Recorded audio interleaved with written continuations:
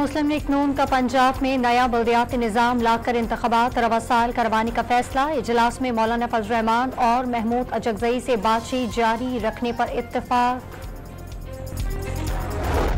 वफाकी वज़ीर ख़ाजा आसिफ ने PTI से मुज़ाकरात की मुखालिफत कर दी। PTI से मुज़ाकरात के हक़ में नहीं और ना ही ऐसी किसी टीम का हिस्सा हो।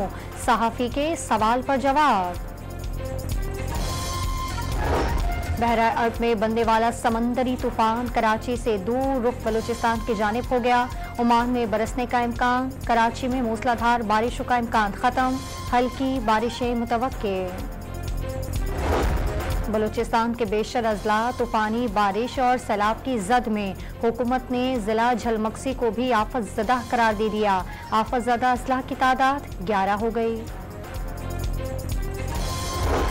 खैरपुर के इलाके मिठड़ी और परियालू में बारिश के बाइस कई मकानात की दीवारें गिर गईं। मलबे तले दबकर एक शख्स जिंदगी से हाथ धो बैठा। 5 अफराद जख्मी।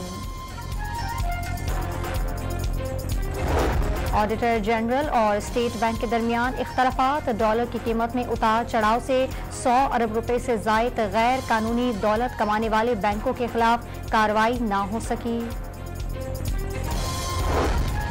डाकू इस्लामाबाद से शहरी को अगवा करके कच्चे में ले गए। थाना शालीमार की हुदूद से अगवा शहरी की वीडियो अहले खानों को इरसाल। पुलिस ने तहकीकात शुरू कर दी। और बांग्लादेश के खिलाफ दूसरे रावलपिंडी टेस्ट में पाकिस्तानी बैटिंग लाइन लड़खड़ा गई। 236 रन पर 7 खिलाड़ी पवेलियन लौट गए।